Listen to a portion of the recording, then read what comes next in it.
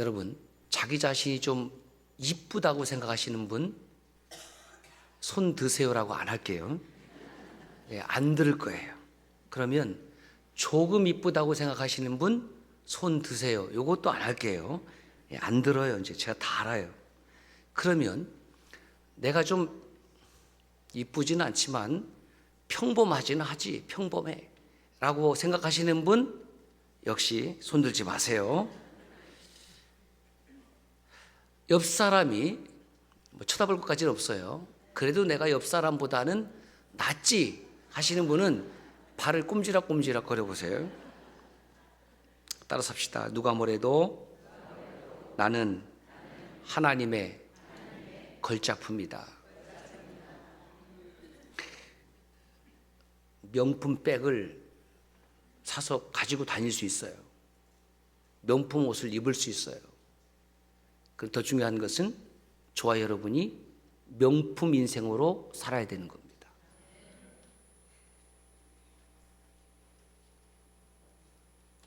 죄악으로 물든 마음을, 이 추한 마음을 하나님께서 깨끗하게 해주셨기 때문에 그래서 우리는 명품 인생이라고 하는 겁니다. 하나님의 걸작품이라고 하는 겁니다. 비록 얼굴은 주름살이 생기고 인생은 후퇴할지 모르지만 세상 사람들은 나의 지위와 내가 가지고 있는 그 소유의 유무로 나를 판단할지 모르지만 우리 하나님은 저와 여러분의 그 인생 자체를 보시고 귀하게 여기시고 기뻐하시고 걸작품으로 부르시는 줄로 믿습니다. 지난주에 수가의 우물가에서 예수님을 만난 이 수가성 여인의 후편을 전하려고 합니다. 이 무명의 여인, 남편이 몇 명이 있었다고요? 5명. 그리고 몇 번째? 6번째. 자꾸 이것이 맴돌아요. 야, 이 6번째 남편하고 사는 이 여인의 마음은 어땠을까? 자, 여성들에게 묻습니다. 한번 상상을 해보세요.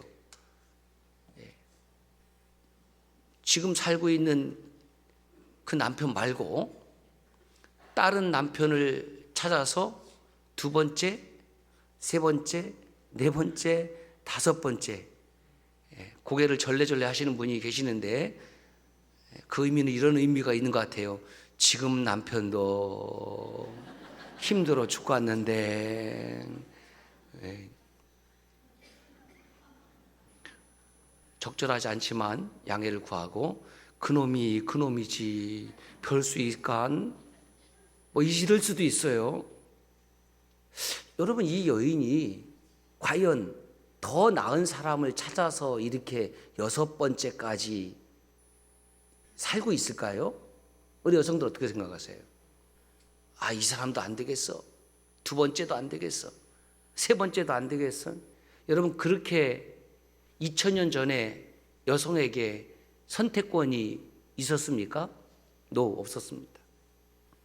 그런데 이 여인은 6번째 남편하고 살고 있습니다. 그래서 이 여인에 관한 정보를 제가 좀 추정해 보았습니다. 첫 번째, 성경은 이 여인의 외모에 대해서 언급하고 있지 않지만 남성 목회자로서 이렇게 추정해 보면 이 사마리아 여인은 그 당시에 빼어난 미모의 소유자가 아니었을까? 왜냐?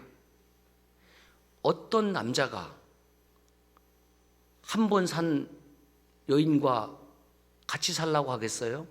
아, 그럴 수 있어요. 어떤 남자가 2번 결혼하고 한 여인과 살 수 있어요? 아마 그럴 수 있어요. 어떤 남자가 3번 결혼한 여인과 살겠습니까? 그럴 수 있어요. 4번째, 5번째, 여러분, 그건 정말 쉽지 않습니다. 그런데 이 여인이 지금 살고 있는 남편은 6번째입니다. 도대체 왜 5번씩이나 결혼했던 여자를 데리고 살까? 돈이 많았을까? 집안이 좋았을까? 그렇다고 하면 이 아무도 물을 뜨지 않는 정오에 물을 길러 올 이유가 없고 주님께서 더욱이 이 여인을 찾아갈 리가 만무합니다. 이 여인은 분명히 이뻤어요. 왜? 남자들은 뭘 봅니까? 지혜를 봅니까? 네, 저도 이쁜 것 봤습니다. 일단 예뻐야 돼.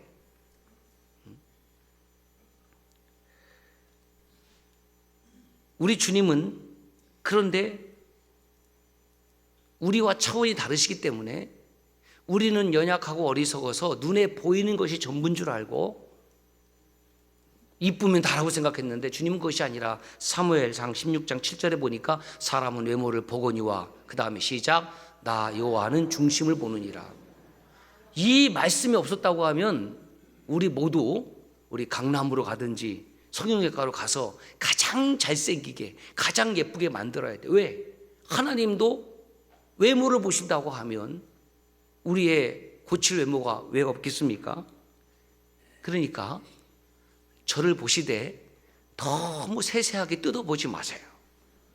어떤 분은 착 뜯어보시면서 아 목사님 눈이 작은 걸 이제 알았습니다. 상처받았어요. 네, 저도 상처받아요. 네. 근데 어떤 분은 이런 얘기도 합니다. 남자는 쌍꺼풀이 없어야 돼. 다 자기 마음껏 자기 마음대로.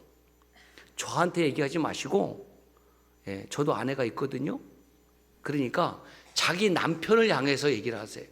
쌍꺼풀이 있는 남편이 마음에 안 들면 강남으로 데려가서 쌍꺼풀을 치워버리든지 쌍꺼풀이 없어서 왜 꺼풀입니까? 그러면 쌍꺼풀이 있는 남편을 원하면 가서 쌍꺼풀을 만들든지.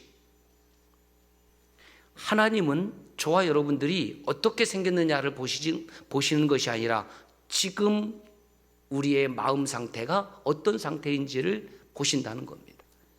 사도행전 10장 34절 35절 하나님은 사람의 외모를 보지 아니하시고 각 나라 중 하나님을 경외하며 하나님을 경외하는 사람을 보시고 의를 행하는 사람을 받으신다. 이것이 하나님의 마음입니다. 자, 이 사마리아 여인은 이쁜 것이 없었다고 하면 남자들이 이 여인을 데리고 살 이유가 전혀 없어요. AD 30년경에 이 팔레스틴 땅에 사는 여성의 지위는 오늘날의 여성의 지위와 차원이 다릅니다. 여성은 남성의 소유물입니다. 재산이에요. 그래서 당시 유대인들은 제사장, 예수님 당시에는 뭐 또 랍비까지 내려가죠. 이혼 증서만 써주면 얼마든지 아내를 버릴 수 있었습니다. 재판 필요 없어요. 제사장만 설득하면, 랍비만 설득을 하면 지금 있는 아내를 버리고 이혼할 수 있습니다. 신명기 24장에 1절에서 3절 보면 이런 말씀이 있습니다. 한번 중요하니 같이 읽어볼까요? 시작. 사람이 아내를 맞이하여 데려온 후에 그에게 수치되는 일이 있음을 발견하고 그를 기뻐하지 아니하거든 이혼 증서를 써서 그의 손에 주고 그를 자기 집에서 내보낼 것이요 그의 둘째 남편도 그를 미워하여 이혼 증서를 써서 그의 손에 주고 그를 자기 집에서 내보냈거나 뭐 이렇게 돼요. 자, 하나님께서 이스라엘 백성들에게 율법을 주신 이유는 무엇이냐면 율법을 통해서 그 율법을 잘 지키면 우리가 행복한 삶을 살 수 있다. 그래서 그 율법을 주셨지만 결국 그 율법을 통해서 우리가 행복한 삶을 사는 것이 아니라 그 율법을 오용하고 남용하고 지키지 아니함을 통해서 우리의 연약함을 깨닫고 율법의 완성이신 하나님이 필요하다는 것을 알게 하기 위함이라는 거죠. 그 예수 그리스도는 율법의 완성이죠. 폐하러 오신 것이 아닙니다. 율법에 비춰보니까, 거울에 비춰보니까 나의 허물이 드러나는 것처럼 율법에 내 자신을 비춰보니까 내가 완벽한 사람이 아니라는 것을 깨닫게 되는 겁니다. 그래서 부부 사이에 행복한 삶을 위해서 혹시 바람직하진 않지만은 정말 이혼을 해야 한다고 한다면 그 아내에게 이혼 증서를 써서 내보내도록 하여라. 이것은 이혼을 적극적으로 하라는 권장사항이 아니고 그때 당시에 여성들을 위한 최소한의 안전장치가 되는 겁니다. 왜냐하면 여인을 그저 무작정 내쫓아 버리면 이 여인은 이미 결혼을 한 상태이기 때문에 새로운 삶을 살 수 없어요. 그 여성도 부득이 이 여인과 살지 못한다고 한다면 이혼 증서를 써서 보내주면 이 여인은 자유함을 얻게 되는 것이고 새로운 삶을 살 수 있는 기회를 얻게 되는 것입니다. 그래서 여인에게 이혼 증서는 사실은 재혼할 수 있는 허가서와도 같은 거예요. 여기 말씀 보면 사람이 아내를 취하여 데려온 후에 수치되는 일, 이제 히브리어로 에루아트라고 하는데 이 수치되는 일이 무엇이냐? 부끄러운, 발가벗은, 이런 뜻이 있어요. 부끄럽거나 발가벗은, 그러면 뭐 여인이 옷을 입고 밖에 다니지 발가벗고 다니겠습니까? 예수님 당시에 랍비들이 두 파가 있었거든요. 크게 하나는 샴마이 파가 있고 하나는 힐렐 파가 있어요. 이 샴마이 파는 조금은 보수적이에요. 그래서 이 수치되는 일을 뭐라고 해석을 했냐면 만약 아내가 간음했다고 하면 그 이혼 증서를 써서 내보내라 이렇게 해석을 했어요. 그런데 이 해석에 동의할 수 없는 것은 신명기 22장 22절에 보면 간음한 여인은 이혼 증서를 써서 내보내는 것이 아니라 돌로 쳐 죽이는 거예요. 율법의 법은 그래요. 주목하고 싶은 것이 힐렐파입니다. 좀 자유적인 이 파인데 이 힐렐파는 이렇게 해석을 했어요. 수치되는 일을 남편을 기쁘게 하지 못하는 모든 이유. 그러니까 여인들 잘 들으세요. 남편을 기쁘게 하지 않는 모든 이유가 있으면 남편은 이혼 증서를 써서 내보낼 수 있는 거예요. 예를 들면 이 힐레파가 예를 들었어요. 아내가 빵을 굽다가 태운 이유로 이혼 증서를 써서 내보낼 수 있는 거예요. 허락하십니까? 가하십니까? 우리 문화로 하면은 옛날에 아궁에서 불을 떼서 솥에 이제 밥을 하잖아요. 밥을 뭐 태울 수도 있죠. 밥을 태웠다 그러면 이혼 사유가 되는 거예요. 물론 요즘 전자밥솥이라 밥을 태울 일이 없긴 하지만 그래서 제가 요즘 시대의 번역으로 문화를 반영해서 이렇게 번역해 봤습니다. 남편들 잘 들으세요. 남자들, 남편이 밥을 안 하면 이혼 사유가 된다 이렇게 되는 거예요. 이게 웃기죠. 남편이 밥을 안 하면 이제 이혼 소송을 거는 거예요. 남편 왜 당신 밥을 해야 되는데 밥을 안 했어. 여러분 남편들 동의하시면 아멘. 아무도 안 하거든요. 아니 밥을 안 했다고 그렇게 이혼 청구 소송을 하면 어떻게 살아요? 밥을 태웠다고 빵을 태웠다고 이혼 증서를 써서 이런 식으로 여성을 정말 우습게 대했습니다. 심지어 남편에게 큰 소리치거나 다른 남자와 대화를 하는 것만으로도 이혼 사유가 되는 겁니다. 그러므로 오늘 우리는 이 시간부로 우리 남녀 따로 앉아야 되고 서로 인사하면 안 돼. 대화하면 안 돼. 이거 다 이혼 사유가 되는 거예요. 아키빠라는 랍비가 아주 재미있는 이야기를 했는데 남자들이 좋아할 수 있는 내용일 수도 있어요. 잘 들어보세요. 자기 아내보다 더 아름다운 여인을 발견하면 이혼할 수 있다.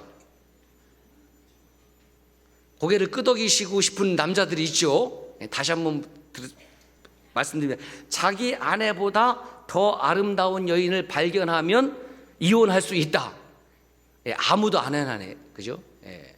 저는 상당히 이 내용이 감동은 되는 것 같지만 큰일 날 일이죠. 예. 바리새인들은 이 수치되는 일을 여성이 공공장소에서 머리카락을 노출하거나, 지금도 이제 이슬람 여인들은 가리잖아요. 그렇죠? 뭐 히잡 이런 거 써갖고 가리는데, 하여튼 머리카락 노출하고 다른 남자와 말하고, 그리고 하여튼 아내가 무조건 마음에 들지 않으면 그냥 이혼 증서 써서 내보내는 거예요. 그리고 자기가 남편으로서의 의무를 다했다는 겁니다. 이혼 증서를 써줬으니까. 그러니까 이혼 증서가 여인을 보호하기 위한 것이 아니라 그것을 오용하고 남용하고 악용하는 것으로 바뀌어지게 됐다는 겁니다. 율법에서 말하는 수치되는 일이 무엇이냐, 정확하게는 해석할 수 없는데 이렇게 추정할 수 있어요.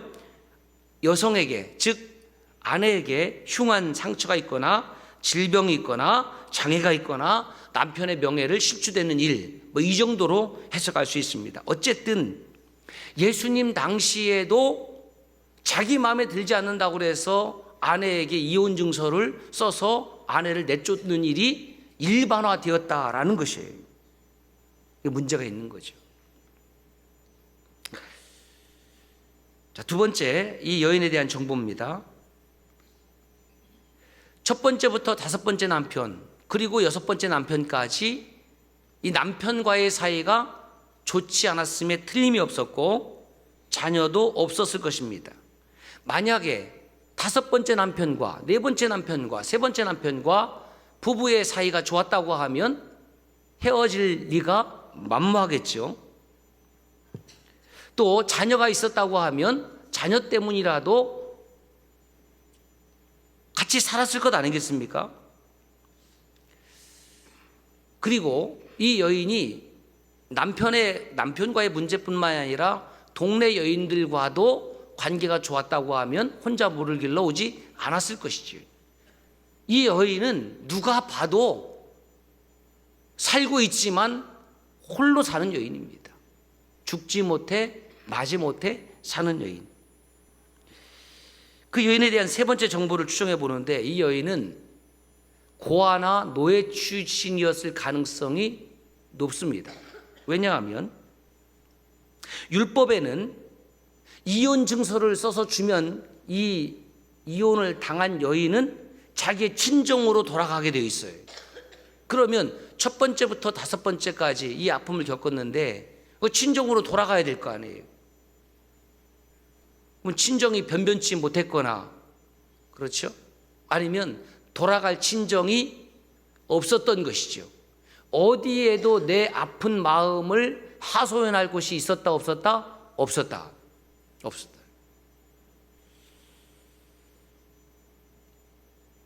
그러면 이 여인은 어떻게 여섯 번째 남편하고 살게 되었을까?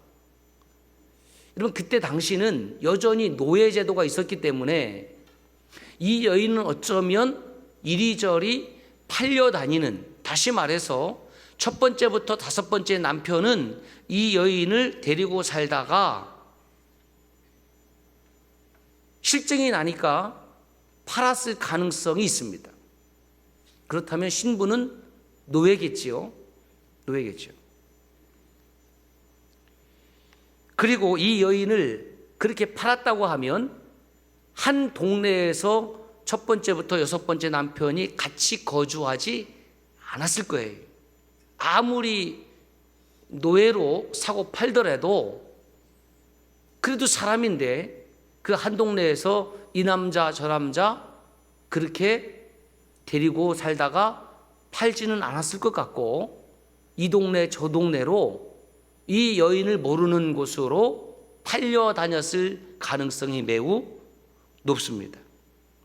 자, 그런데 이런 여인을 주님은 찾아가셨다는 겁니다. 가다가 우연히 만난 것 없습니다. 여러분, 우리의 만남은 우연이 없어요. 그리스도인에게서의 모든 삶은 우연이 없습니다. 다 하나님의 섭리 아래, 하나님의 은혜 아래 하나님의 뜻 안에서 이루어지는 일인데 단지 제가 그것을 깨닫지 못할 뿐이지요. 그러면 왜 주님은 이 사마리아 여인을 찾아갔을까? 저는 이 말씀을 읽고 또 읽으면서 이런 마음이 들어요. 여러분, 신구약 성경에 나오는 수없이 많은 인물 가운데에 과연 이 여인보다 더 비참하게 살아가는 여인이 있을까? 이 여인보다 더 비참한 인생이 있을까? 수없이 많은 사람들로부터 이리 밟히고 저리 밟힌 여인, 정말 죽지 못해 사는 이 여인입니다. 사람들로부터 외면과 거절을 당했습니다. 남성의 폭력과 사회적 억압과 차별을 받고 살았습니다. 누구 하나 나하고 대화를 해주지 않습니다. 이 사마리아 여인은 당시 가장 불쌍하고 가장 힘없는 사람을 대표하는 사람이지. 주님은 높고 높은 사람을 찾으러 오는 것이 아니라 낮고 낮은 사람, 다시 말해서 그 마음이 교만하여진 사람은 하나님 어떻게 하신다? 대적하신다. 그리고 겸손한 자를 찾으시고 교만한 자를 대적하시되 겸손한 자에게는 은혜를 베푸시는 거예요. 이 여인이 교만할 구석이 있습니까? 변변한 친정이 있습니까? 재물이 있습니까? 많이 배웠습니까? 지위가 있습니까? 돈이 많습니까? 정말 아무것도 없어요. 정말 아무것도 없어요.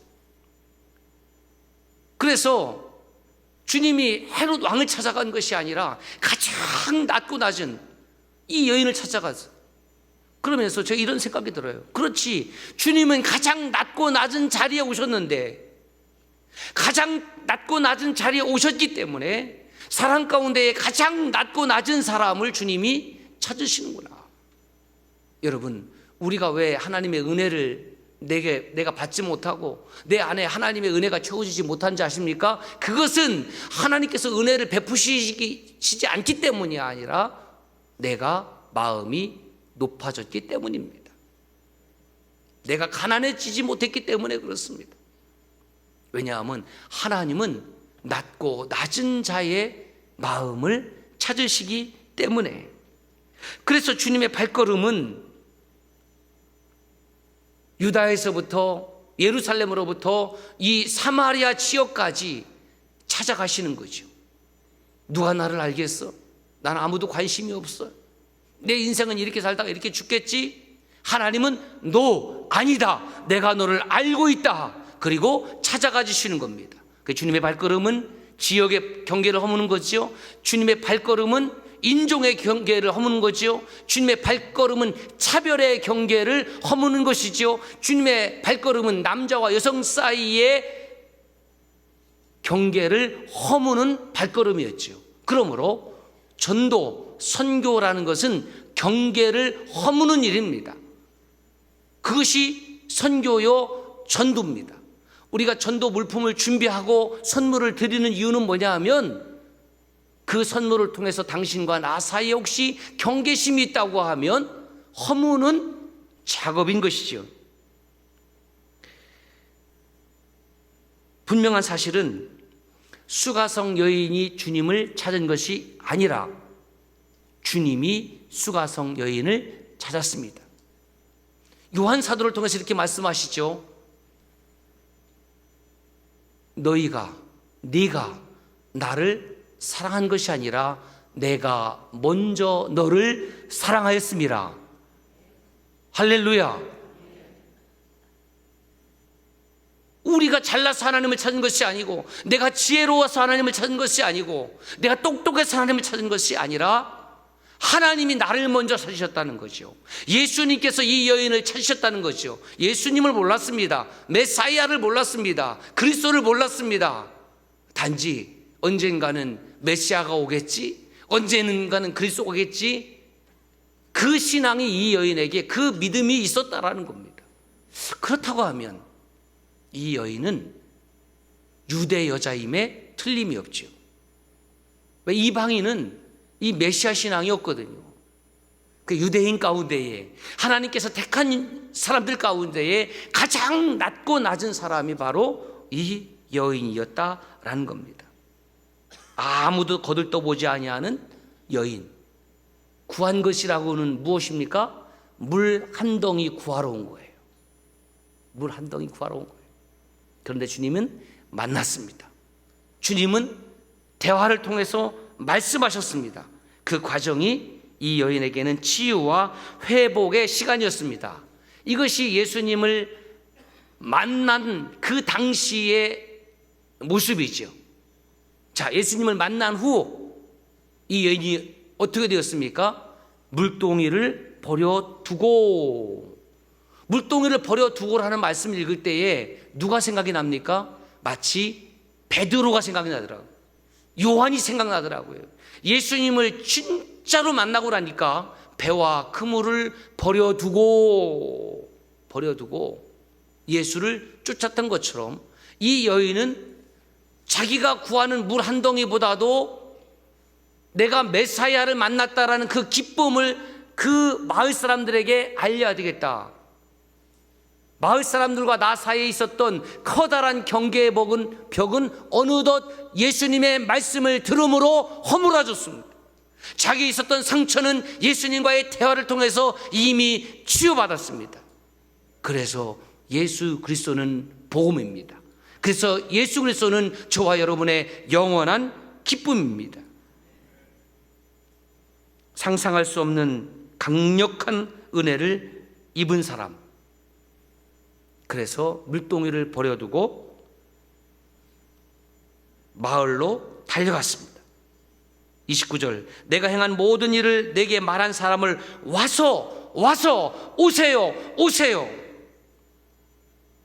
내가 복음으로 전도되면, 내 안에 예수 그리스도를 만난 기쁨으로 충만하면 전도합시다, 전도하세요, 전하세요라고 할 필요가 없고, 이 여인처럼 내가 지금 물 한 덩이를 뜨기 위해서 그것이 가장 중요한 일이었지만 그것조차도 내려놓고 내가 예수님을 만났습니다, 메사야를 만났습니다, 그리스도를 만났습니다라고 증언한다는 겁니다. 여러분, 우리가 전도하는 것은 그 사람이 교회로 나올지 안 나올지에 대해서 여러분 두려워하지 마십시오. 전하는 것까지가, 증언하는 것까지가 저와 여러분들의 책임이고, 그 후에는 성령 하나님께서 책임져 주십니다. 전하라는 거예요. 증거하라는 겁니다. 이것이 복음을 받은 사람의 모습입니다. 사랑하는 여러분, 우리는 수가의 여인처럼 인생의 목마름을 받은 사람들입니다. 예수님을 만나서 구원을 받은 사람입니다. 그런데 내가 지금 구원받았다라고 하는 증거가 무엇이냐? 내가 복음을 들었습니다. 예수 그리스도를 나의 구주로 영접했습니다. 예수님의 제자의 길을 따라 살아가고 있습니다. 나는 말씀을 들을 때 순종으로 반응합니다. 과연 그것이 구원받은 증거인가? 폴 워셔라는 목사님은 이 대답에 대해서 예스라고 하지 않아요. No, 아니다. 이게 무슨 말인가? 내가 예수님을 믿습니다라고 고백하고 주님의 말씀에 순종하고 따른다라고 그 모습을 보여주지만 얼마든지 그것은 가짜일 수 있다는 거예요. 얼마든지 위선적일 수 있다는 겁니다. 성경의 가르침이 무엇이냐? 예수님의 가르침이 무엇이냐? 예수 그리스도를 믿고 구원받은 사람은 성령으로 거듭난 사람, 성령의 역사에서 그들의 옛 본성이 완전히 새로운 본성으로 바뀌어진 사람, 그래서 그의 삶이 예수님을 만나기 이전과 완전히 달라진 사람, 이 사람을 구원받은 사람이라고 한다. 그것이 성경의 가르침이라는 것입니다. 그리스도인의 구원은 영어로 하면 having a new nature. 본성, 새로운 본성, 다른 삶을 살아가는 것. 예수님을 만나기 전과 예수님을 만난 후의 내 모습이 달라진 것. 이게 정말 충격적이거든요. 그럼 우리 질문해야 돼요. 내가 예수님을 만나기 전과 만난 후에 과연 삶이 180도 달라졌는가? 아니에요. 40도? 60도? 100도? 아니에요. 180도 달라졌다는 겁니다. 사람을 피해서 홀로 오던 이 수가의 우물로 왔던 여인이 180도 달라져서 사람을 찾아가는 사람으로 바뀌어졌고, 대화를 싫어했던 여인이 그의 입술을 통해서 예수님을 만났다, 메시아를 만났다라고 증언하는 입술로 그의 삶의 모습이 바뀌어졌다는 겁니다. 여러분, 복음이 무엇입니까? 기쁜 소식? 예, 그렇습니다. 복음은 기쁜 소식인데 도대체 기쁜 소식이라는 것은 무엇을 말하는가? 두 가지가 있어요. 첫째는 내가 이 세상에 잠시 살다 죽어 사라지는 시한부 존재가 아니라 주님으로 인하여 나에게 영원한 삶, 영생의 선물을 허락받았다는 것이 기쁜 소식이고, 두 번째는 내 삶이 예수님을 만남으로 180도 달라졌다라는 것입니다. 그러므로 첫 번째의 기쁜 소식은 내 기쁨입니다. 두 번째의 기쁜 소식은 주님의 기쁨이고 다른 사람의 기쁨이라는 거예요. 저 사람이 신기하다, 교회를 다니고 예수님을 만났다고 하는데 저 사람이 완전히 달라졌다는 겁니다. 사도 바울을 보십시오. 다마스커스 도상에서 예수님을 만난 후에 그의 삶은 180도 달라졌다는 겁니다. 오늘 복음이 얼마나 왜곡되고 얼마나 오염이 되었냐면, 예수님을 믿고 교회를 다니지만 우리의 삶의 모습이 달라지지 않는다는 겁니다. 안 달라졌어요. 달라지지 않았습니까? 그렇다면 대단히 죄송한 말씀이지만 당신은 구원받은 것이 아닙니다. 기분 나쁘십니까? 마음 상하십니까?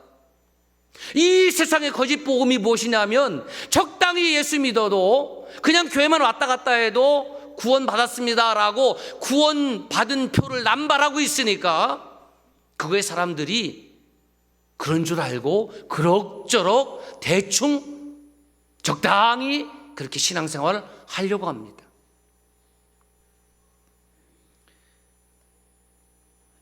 지난 수요 목장 라이브 예배에서 한 권사님이 이렇게 증언했습니다. 제가 예수님을 만나 삶이 180도 달라졌습니다. 제가 그 고백을 듣는데 얼마나 가슴이 쿵 하고 감동이 되고 눈물이 나는지, 제가 예수님을 만난 후 180도 달라졌습니다. 이것이 구원받은 사람의 증거라는 거예요. 주님을 만난 사람은 달라지고 싶어서 달라지는 것이 아니라 달라질 수밖에 없어요. 40년간 교회를 다녔습니까? 당신이 권사, 장로, 목사의 이름으로 부름받고 있습니까? 그러나 그의 삶이 달라지지 않았다고 하면 구원받은 것이 아닙니다. 너무너무 충격적인 거예요. 저렇게 살아가는 사람이 목사래, 저렇게 살아가는 사람이 장로래, 저렇게 살아가는 것이 권사래 라고 사람들의 손가락질을 당하고 비난받는다고 하면, 성경적인 관점에서 보면 그는 구원받은 목사가, 구원받은 장로가, 구원받은 권사가, 구원받은 집사가 아니라는 거예요. 이상하다, 저 사람이 갑자기 달라졌네, 원래 그런 사람이 아니었는데. 그렇게 말을 듣는다면 그는 성경적인 관점에서 구원받은 사람입니다. 많은 그리스도인들이 신앙생활에서 실패하는 이유가 뭐냐? 그것은 믿는 대로 살지 않고, 살되 그 삶 속에서 하나님의 영광을 드러내는 방식이 아니라 끊임없이 자신을 드러내려고 하기 때문에 그렇습니다. 그런 교회는 하나님이 문을 닫으십니다. 끊임없이 자기 자신을 드러내려는 사람이 누군지 아십니까? 하나님을 드러내지 아니하고 그 하나님의 자리에 자기가 앉아서 끊임없이 드러내려고 하는 자가 바로 사탄입니다. 마귀입니다.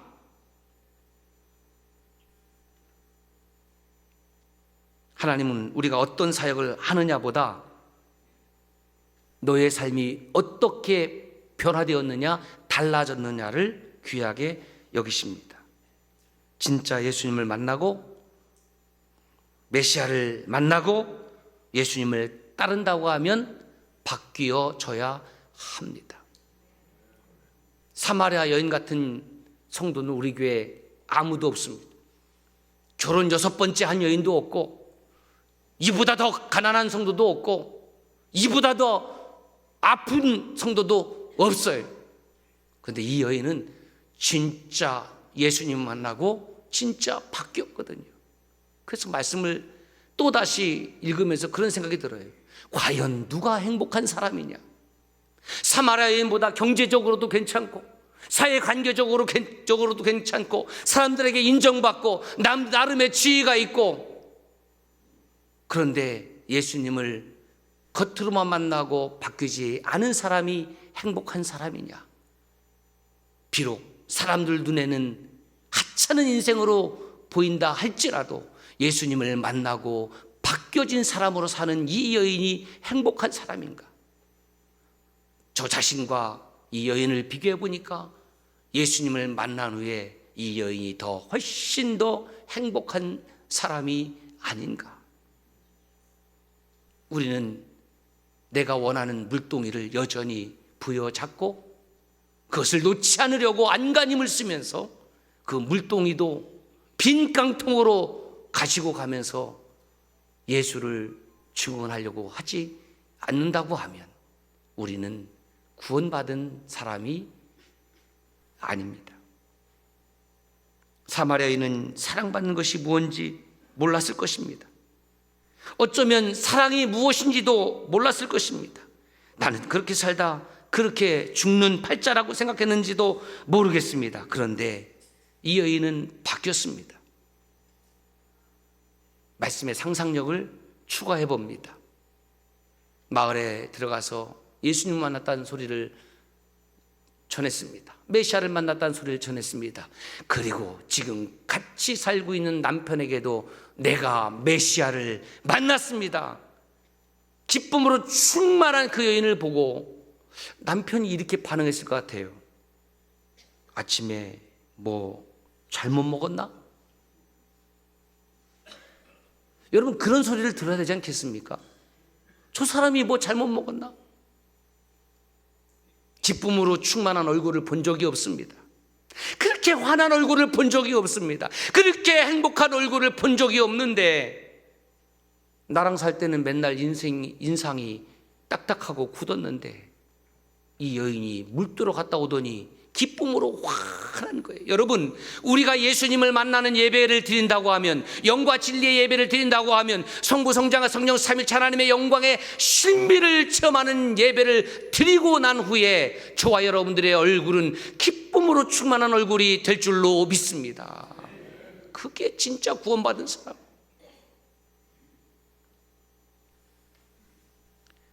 먹긴 먹었어요. 뭘 잘못 먹은 것이 아니라 잘 먹었지요.